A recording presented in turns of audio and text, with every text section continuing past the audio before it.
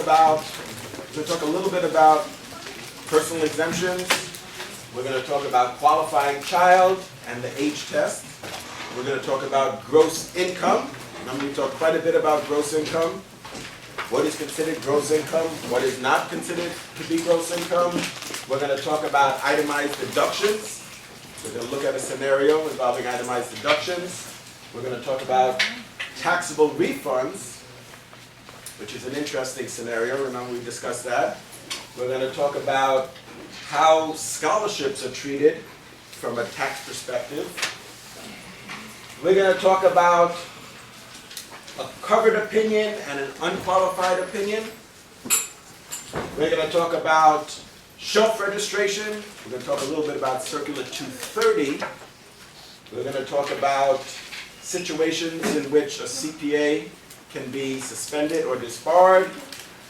And we're going to talk about 8K reports, 10K reports, filing status, alimony, and the Securities Act of 1933. Fun times, right? So, to facilitate that conversation, what I'm going to do is give you this handout, and we're going to look at some questions that address these topics.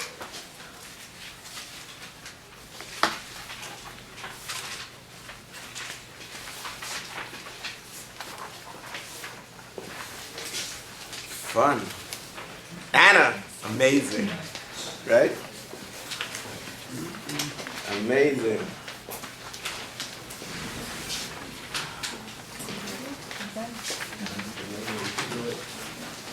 Yes, yes you can.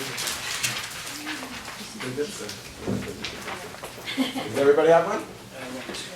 The next one? Everybody have one now? Does everybody have one? Does anybody not have one? Let's try that. Is there anybody here with me? Yeah. Wepa! Yes? Good.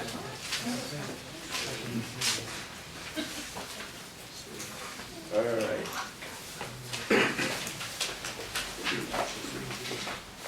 So, personal exemptions. Let's look at the first question. The first question is, what is the amount of the personal exemption in 2012? In 2012, it's $3,800. In 2013, it's $3,900. And in 2014, it's $3,950. There is not.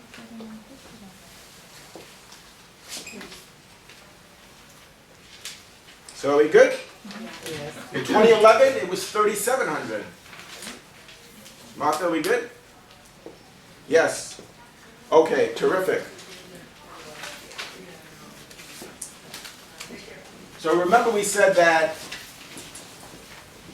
we're allowed a personal exemption for ourselves and our dependents.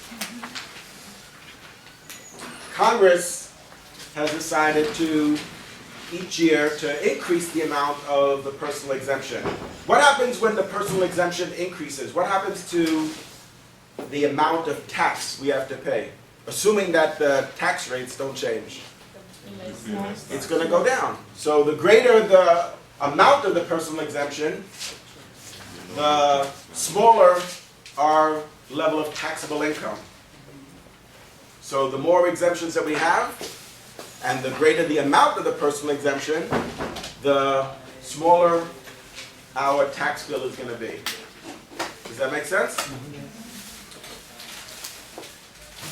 Now, we talked about some criteria as it relates to who can be a dependent.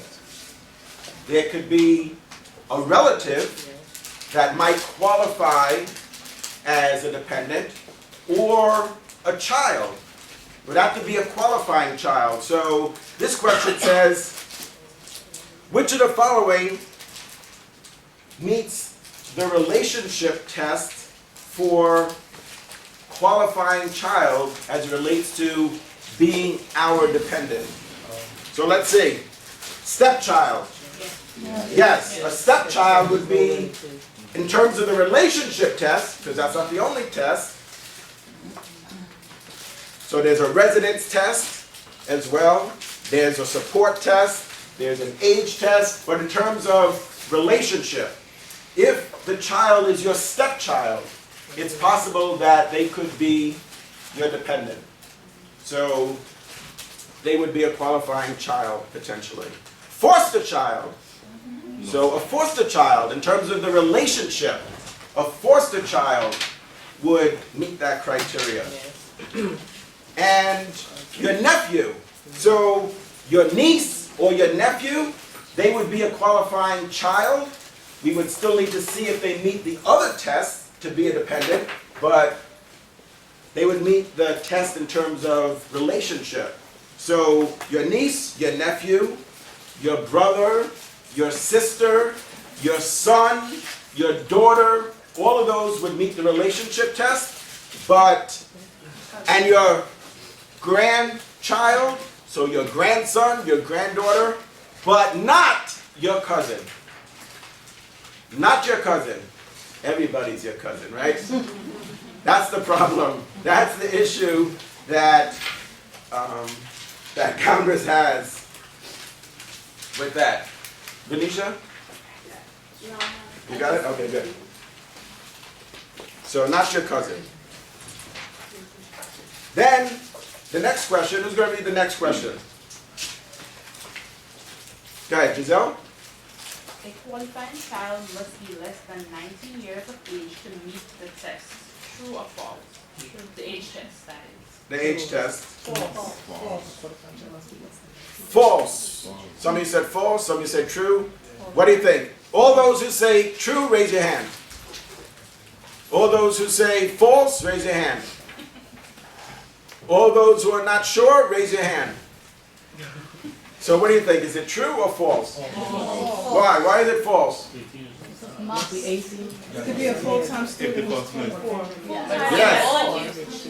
Yeah, so there's two criteria there as it relates to the age. It's not just that they're less than 19 years of age. Yes, that's part of it, right? It says a qualifying child must be less than 19 years of age. No, that's not true. They could be, if they're less than 24 and a full-time student, then they would meet the age test. So to say a qualifying child must be less than 19, no, that's not true. They don't have to be less than 19. They could be less than 24 and a full-time student, and they would meet the age test.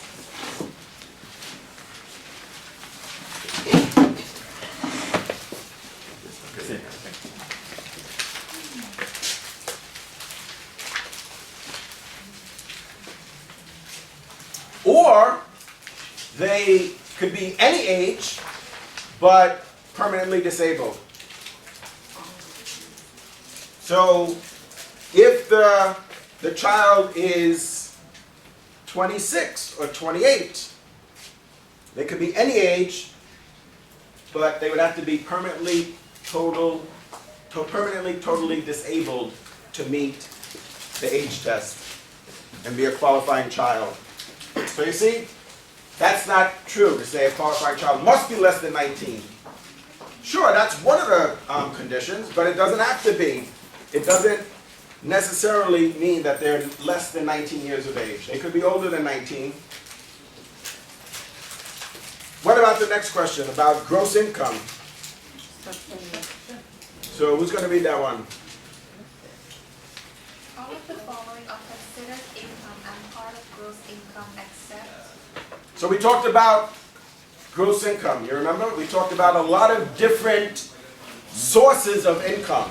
Salaries, wages, interest income, dividend income, business income, farm income, and construction income. No, not construction income. And remember, it doesn't mean that you can work for a construction company. Of course, you can work for a construction company and you would have to report your income. So that would be your salary or your wages. But it's not called out on the 1040 as a type of income, as a source of income, specifically. It would be your salaries and your wages, but there's no line item for construction income.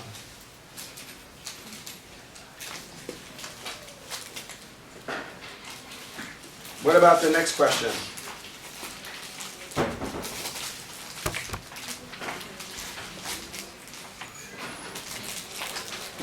Who's going to read the next question? Go ahead, Godwin. Go ahead. Okay. Suppose your client has an adjusted gross income is 100,000. Right, so you have an AGI of 100,000, And medical expense of 10,000. and your medical expenses are 10,000. Go ahead. Your client filing status is head of household, and the health insurance company paid 5,000. Your client wrote a check to the hospital for the remaining 5,000 medical expenses. What would be the amount of your client? So the first part we need to determine is, what is the amount of qualifying medical expenses?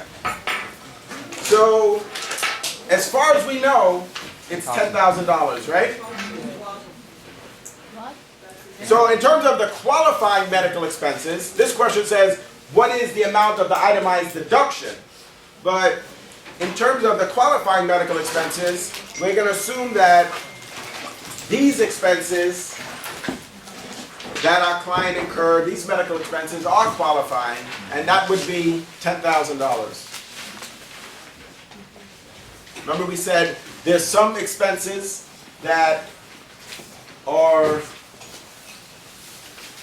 not medically necessary,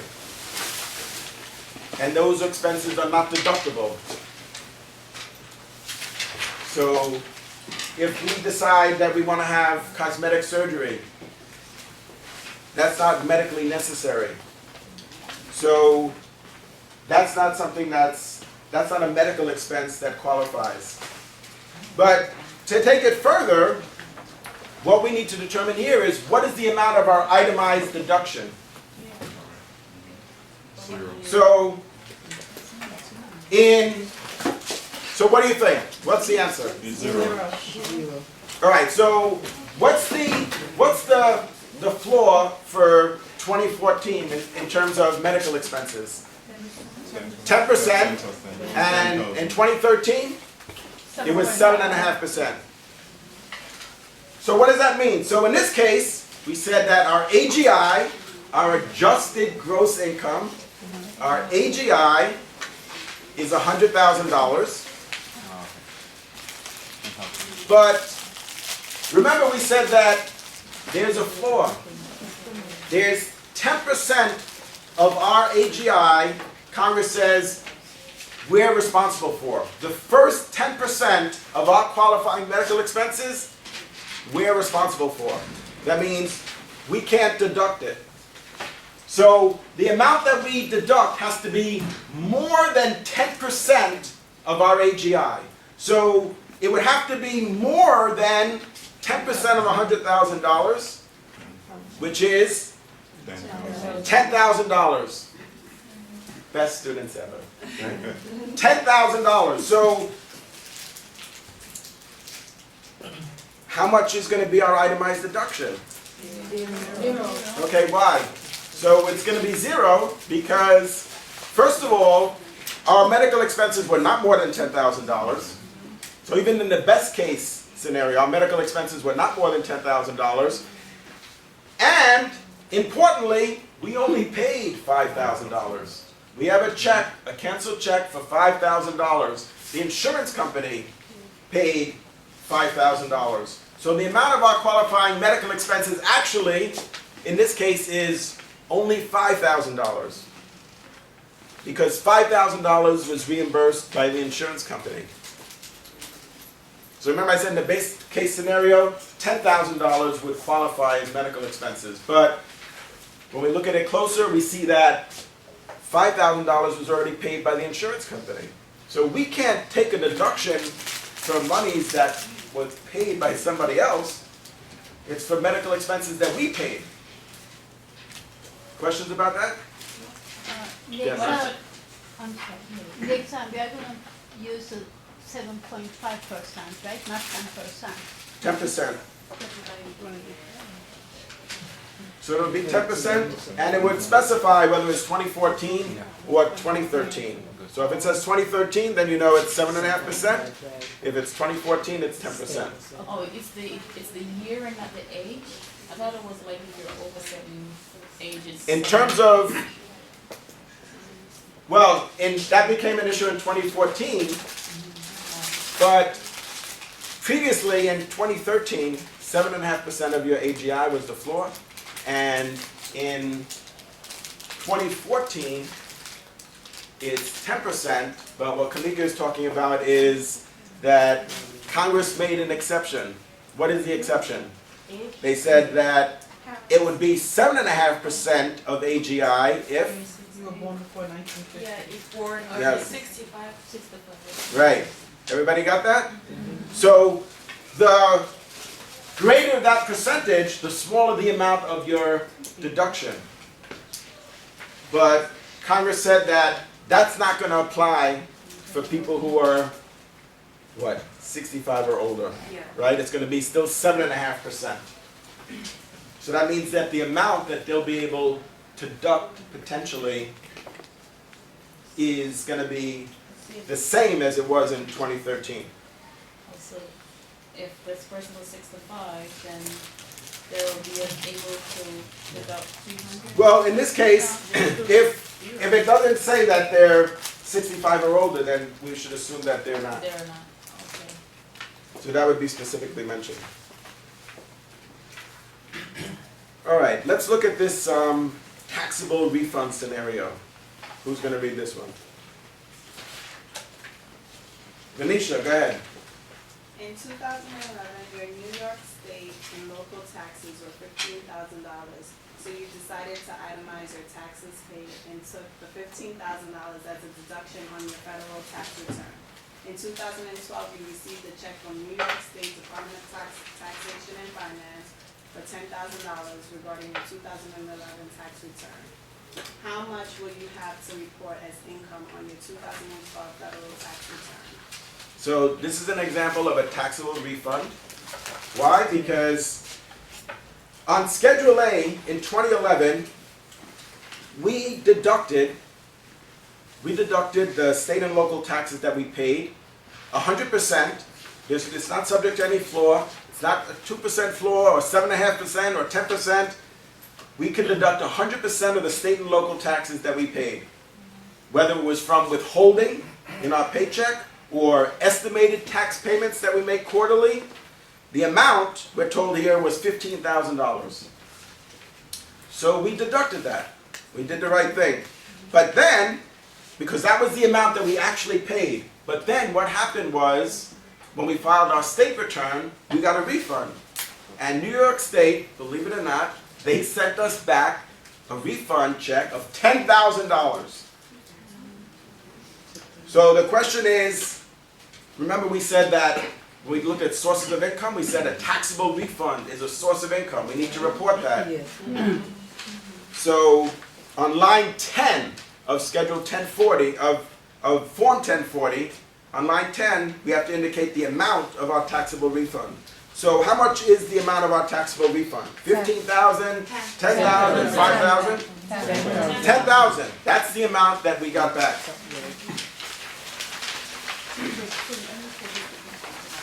Right. So if you itemize and you got a refund, you have to report it. Otherwise, you don't need to. Now let's look at an example involving a scholarship. So who's going to read this example? Go ahead, Samir. Suppose you earned $15,000 in 2012 while taking graduate courses at Brooklyn College and received a scholarship of $5,000. You paid $500 for books, $9,500 for room and board, and $10,000 for tuition. Your 2012 income tax return will indicate how much total income. So based on the information that we're given here, we need to determine what's considered to be income and what's not income. So we earn $15,000. So we have a graduate student who's taking courses at Brooklyn College with their favorite professor, and Eva, and they earned $15,000. So they received a W-2 for $15,000. They also received a scholarship of $5,000.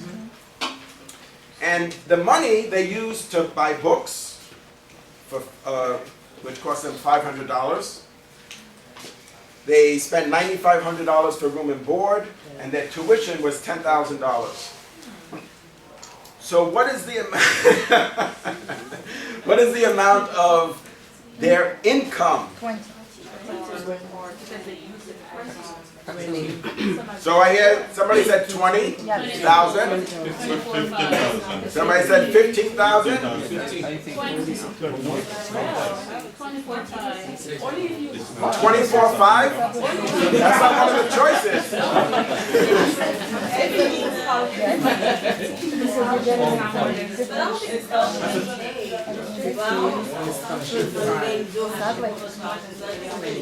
Income or taxable income?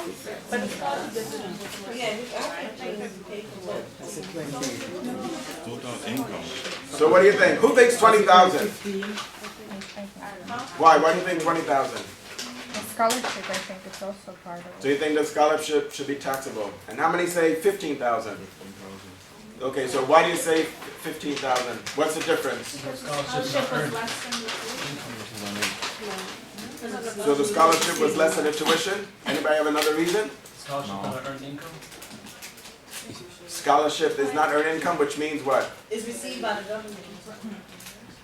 Which means The scholarship wasn't received by the government, the scholarship was received by the student. So that means they ain't paying until it's received for them, so they don't get it, right? They don't. What do you think, Jennifer? No, I was gonna say the limit, isn't it 50 to 50 to be included as part of your income when you receive? But that's something. You're close. Anybody say 10,000? Come on, if you take the books, 500, and the room and board, 9,500, that ends up to 10,000, right? No. It doesn't? Oh, yes, that's an expense. Oh, that's an expense. Yeah. So in terms of what could be, now for this degree accredited program, the student had income of $15,000 from their employment, but the scholarship of $5,000 is not taxable. So the income, based on what we're told here, their total income would be $15,000. Also, the 9,500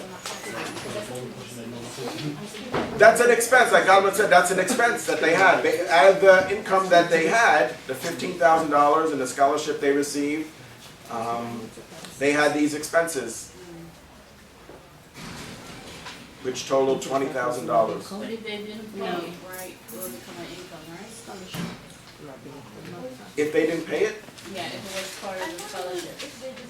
Well, the question is whether or not it's taxable. So in this scenario, No, the $5,000, the scholarship is not taxable. no, I mean the 9, if they receive the 9,500, if they didn't pay, if they get it like a part of the scholarship, that would be an income, right, for the room and board? Yeah. So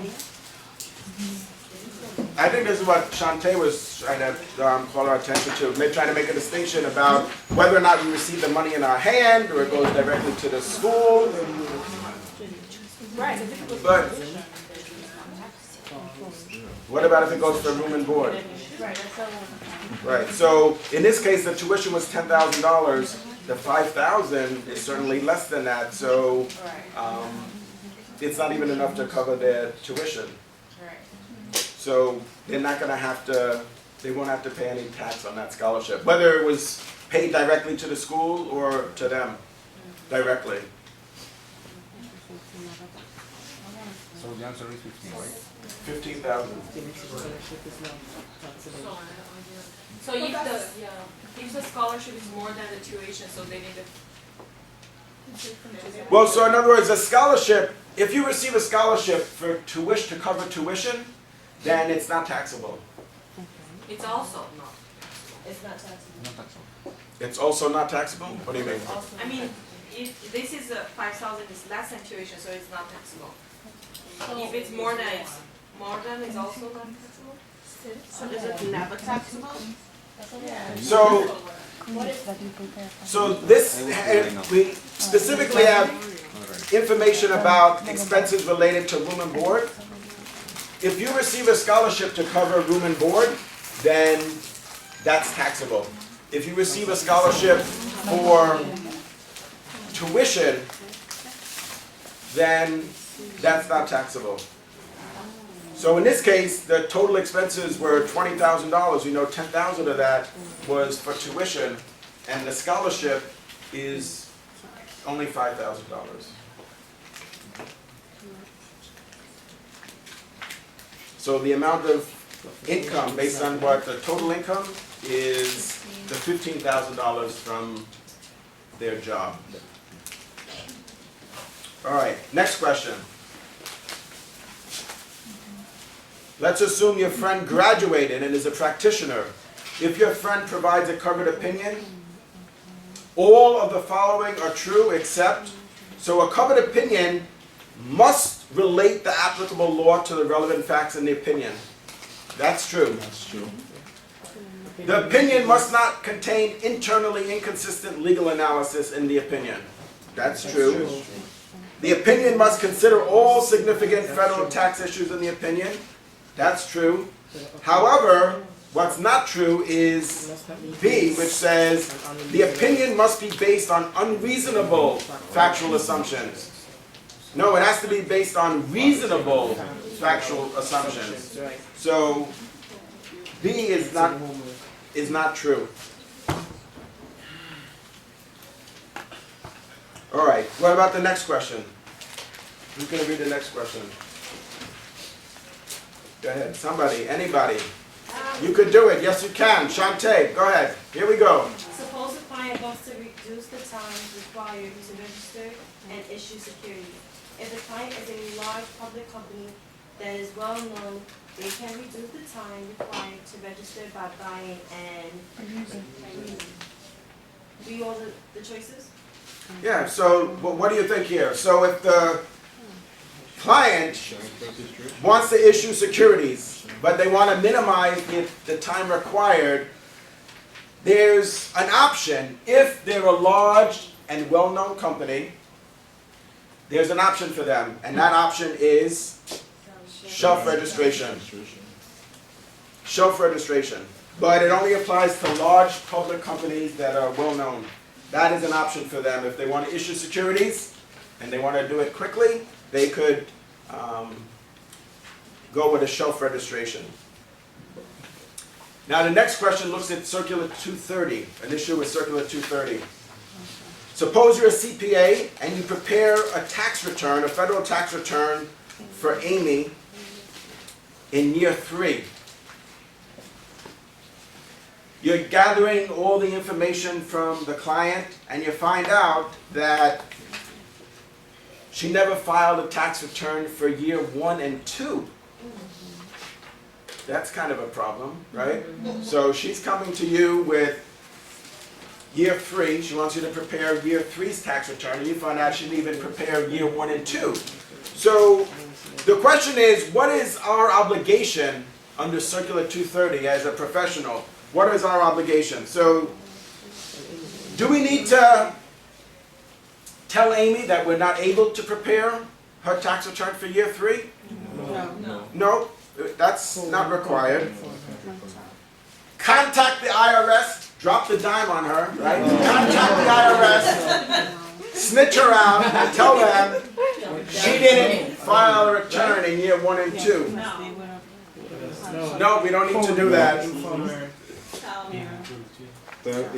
Or we could tell her we're not able to, not only aren't we able to prepare her return for year 3, but contact the IRS and tell them that she didn't file her federal return. Or tell her that not filing her return in year 1 and 2 is a violation of the Internal Revenue Code, and let her know that she can face penalties and fines, right? Penalties and have to pay interest according to the Internal Revenue Code. Yes, that's our obligation. Yes. We need to let her know. So our obligation is not to contact the IRS. Josiane, we don't need to contact the IRS and tell on her, right, Martha? All we need to do is let her know that she needed to file a return in year 1 and 2, that the IRS required her to file a return, and since she didn't, she's more than likely going to be subject to penalties and interest as a result. All right, next question. Which one of these situations would result in a CPA being disbarred or suspended?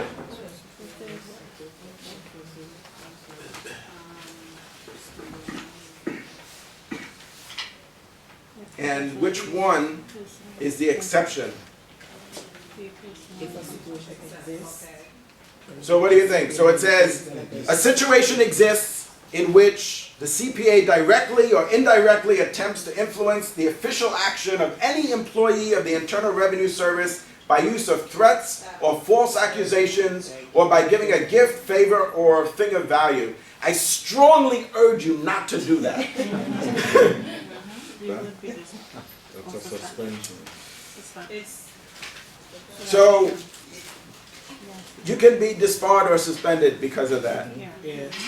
How about a situation in which the CPA misappropriates or fails to remit funds received from a client for the purpose of payment of taxes or other obligations due the United States? That's another no-no. Don't do that. How about if a CPA knowingly aids and abets another person to practice before the Internal Revenue Service during a period of suspension or disbarment? You're just digging a hole for yourself. It's getting worse and worse, right, Sylvia? Yes. Now, what about this one? Think about it. We have high expectations for CPAs, but if the CPA doesn't personally, if they don't promptly pay their personal income tax, can they be suspended or disbarred? No. No. You'd like to think that they would pay their income tax on time, but they wouldn't be disbarred because of that. So, which one of the following exceptions?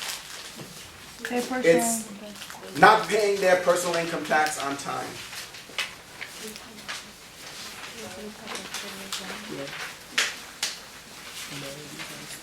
Now let's talk about the obligations of a preparer. Oh, we're getting there. Here we are. That's where we are now. We're making progress. Go team. Godwin. Here we go. All the items listed below must be maintained by a tax preparer for every return prepared except for, well, you need to maintain the taxpayer's name, the type of return or claim for refund, the taxable year, but you don't need the date. The date the claim for refund or the return was prepared. The preparer is not required to keep that information.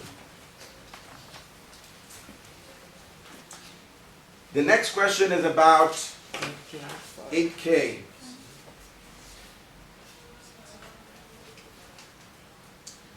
So it says, filing of an 8K is required by the SEC in all of the following circumstances except, let's see, there is a change in public accountants. Yes. You need to file an 8K, because what an 8K does is notify investors of a material event, something that's significant. So a change in public accountants, that's a pretty big deal. You need to notify investors of that event.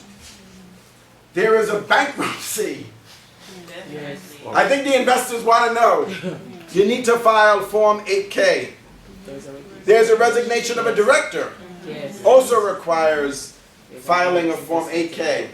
But if there's a minority investment in a competitor, that doesn't require the company to file Form 8K. What's a 10K report? Yes, 10K is the annual report for a company. And 10Q is the quarterly report for a company. So let's look at the next question. It has to do with a 10K, an annual report. A public company must include all of the following in their annual report except, let's see, it says changing prices on the financial statements and information on effects of inflation. So that's important because when investors are looking at income, when they're looking at the amount of sales that a company generated, you need to know whether or not that increase in sales is because you sold more product or you had raised the price. So did you raise the price 2, 3, 5%? Is there inflation that resulted in a price increase and that's why your sales are higher than they were last year? Or did you actually sell more product than you did the year before? You sold more shampoo than you did the year before. More ice cream than you did the year before. So that's very important. So it could be misleading. What Congress is concerned about is that investors mistakenly think that that increase in sales is an indication that the company sold more product, that they're doing better. It might just be because of inflation. Prices went up. Cash dividends per share for 5 years and income from continuing operations. Of course. Yes, that needs to be included. So we want to know whether the company paid dividends last year, the year before that, the year before that. So for 5 years, they're required to provide that information about the amount of dividends. The causes of material changes in the financial statements as a whole. No.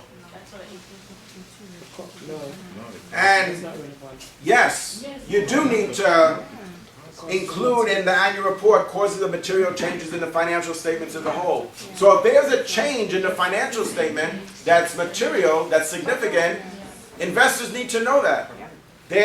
That's something that needs to be included in the annual report.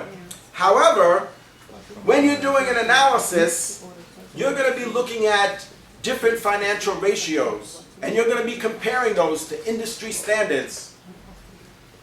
The industry that you believe is the industry in which the company competes. In the annual report, it's not required that that information be provided, that that comparison be included in the annual report. So they don't need to show you their financial ratios and then compare that to the financial ratios of the industry. So that's something that you would want to do. So you can't just look at those numbers in isolation. It's significant to the extent that you can compare it to the industry as a whole. So you might think that that ratio is low, below your expectations. But then you look at, well, how other companies are doing in the industry. It's important to do that, but in the annual report, the company is not required, a public company is not required to provide a comparison of financial ratios with industry standards. Professor, in which form is required?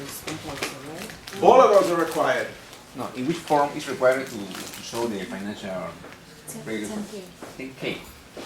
Yeah, 10K.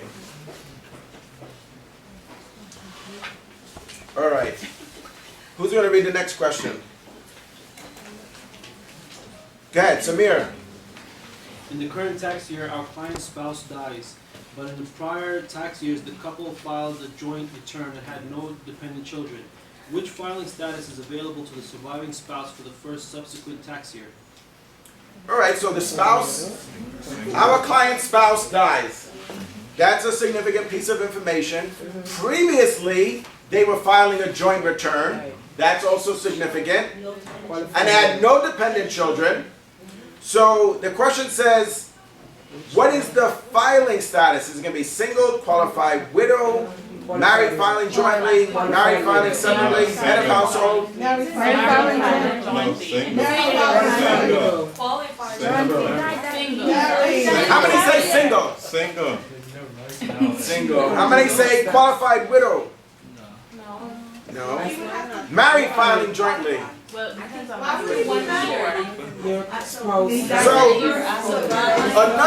Another important piece of information that we're given here in this scenario is it says the first subsequent tax year. So not the first year after the spouse has passed, but the first subsequent tax year. So the first year, because previously they filed a joint return, the surviving spouse could file a married filing jointly.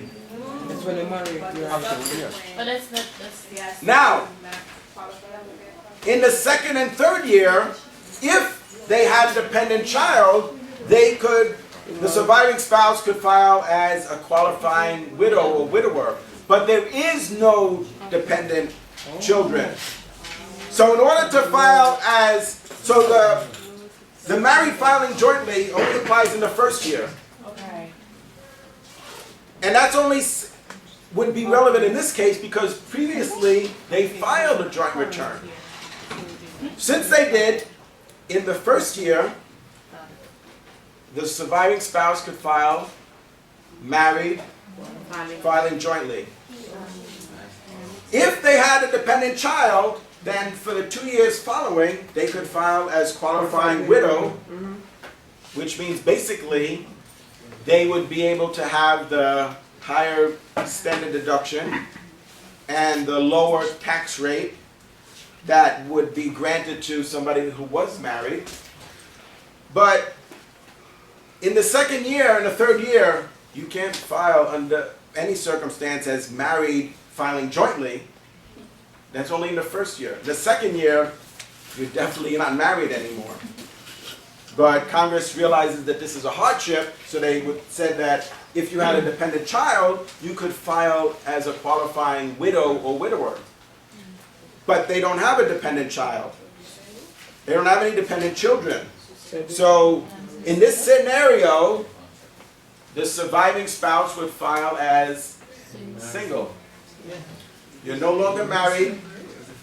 You're no longer married. Now remember, it says the first subsequent tax year. So that really means the second year. Not the first year, the first subsequent tax year.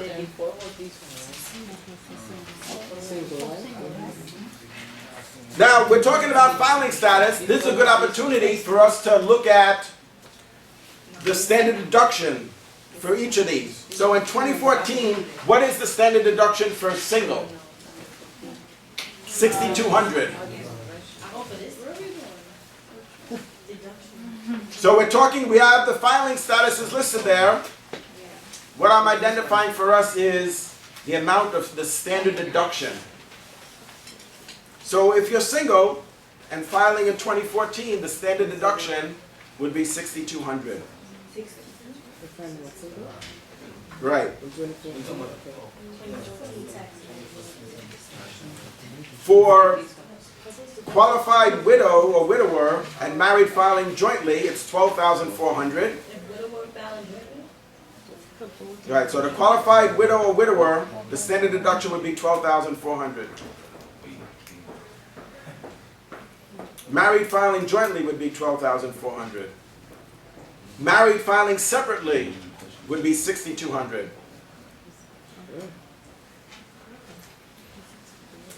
So if you're married but you're each filing separately, then you're each entitled to a standard deduction of $6,200. If you're head of household, that means you're single but you had dependents, the standard deduction would be $9,100. Now you can't take both the standard deduction and itemized deduction. You have to choose. So if you have significant deductions, and in this case, what does that mean? That means an amount greater than the standard deduction, which The IRS, that's no questions asked. Whatever your medical expenses you had, qualifying or not, state and local income taxes paid, mortgage interest, you don't need to provide any proof. No questions asked, head of household with a qualifying dependent, your standard deduction is $9,100. Now if you decide to itemize, then everything's off the table now. Now they said, well, you know what? Prove to us that you actually had those medical expenses. But otherwise, they're willing to take for granted that you had expenses, medical and dental expenses, state and local income tax paid, a casualty and theft loss, gifts to charity, mortgage interest, up to $9,100. They say, no problem, $9,100. You don't need to provide any proof, just take a standard deduction of $9,100. If you feel that your deductions are going to be substantially more than that, then the IRS, they still believe you. They believe you. If you tell them that your total deductions are not $9,100, but $19,100, they believe you, but they're going to believe you a lot more if you have a canceled check. For those medical and dental expenses, for that check that you wrote to Kings County, for the money that you paid to your temple or mosque or church.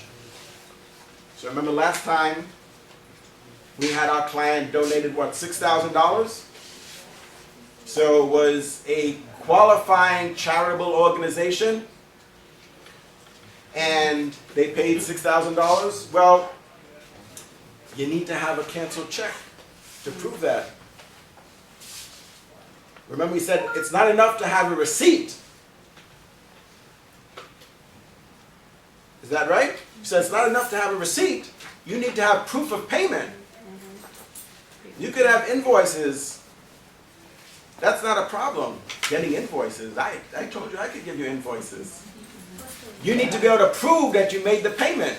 Right, Shantae? Yeah, can you make a copy of the check? Have them make a copy of the check, or you just have to just submit a cancel check? From your account. Yeah, you could, you need to have, you could go online. Nowadays you could access your account online and get copies of the canceled checks, the front and back. That's if you're audited. Now, they may not ask you to provide proof. At a minimum, what they might do is send you a letter audit, which is still unpleasant and inconvenient because it just means that they don't make you come down yet. They said, you know what? Something's not quite adding up here. And send us these documents. Send us proof, and then we'll let you know if we need to talk more.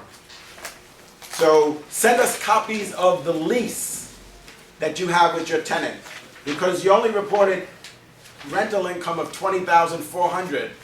We kind of have a feeling you probably collected $40,400. So I want to see the lease that you had with your tenant.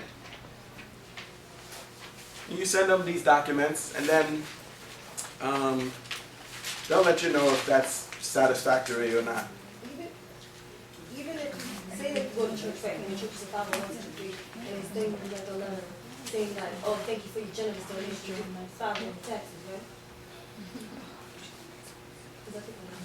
You could, well, you should be getting a statement from the religious organization. I did.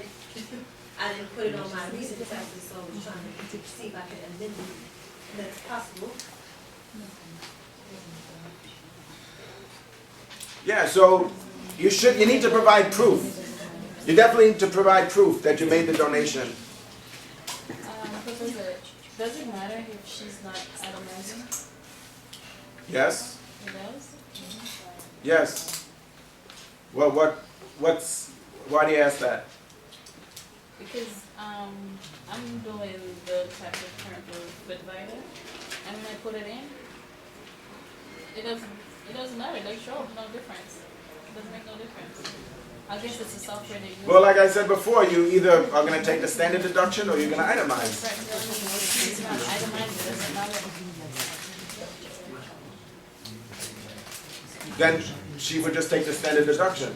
Right, That's what I so was saying, so it if, doesn't matter if she's a standard. like I said, for single, it would be 6,200 would be the standard deduction. So it's not gonna, if she's not itemizing, then it's not really relevant. Coach, I had a question, with this, the same question with regards to the time frame when the spouse dies. Does that play a role? For example, if the spouse dies on January 1st or December 31st, in either situation, they still file jointly? For that first year, why? Because it's, what is your status as of the end of the year? Right, but even on the first day of the year as well? It's the same thing? Yeah, so then you're considered to be married for the entire year.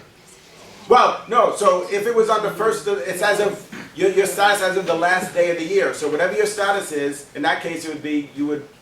Right. But let's say if it's on January 1st, my wife dies. At the end of December 31st, when I file my taxes, is it going to be like married filed jointly? Well, the Internal Revenue Code says that you would be able to file jointly, married filing jointly for the first year, for that first year. Right. Well, I think it's the same for the child. The child on December 31st.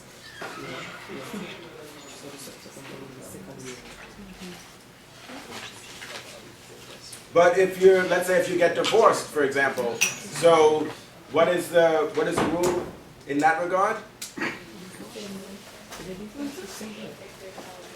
So what happens if you get divorced? How do you decide whether or not you're... You're saying because it's December 31st. What is that? Right? December 31st? Yeah, so you see the difference, Samir? So if you're divorced, what I was suggesting, right, I was answering a different question, which is, so in this case is, what happens if you get divorced? At what point do you consider yourself no longer married? And so the Internal Revenue Code says as of the last day of the year. But the exception is if your spouse dies, for that first year, you could file married, filing jointly. All right, so next question. Alimony. So Adam and Eve are unhappy in their marriage. So in 2011, they're divorced. And the divorce decree indicates that Adam will pay, cross out the word alimony there, Adam will pay $10,000 per year.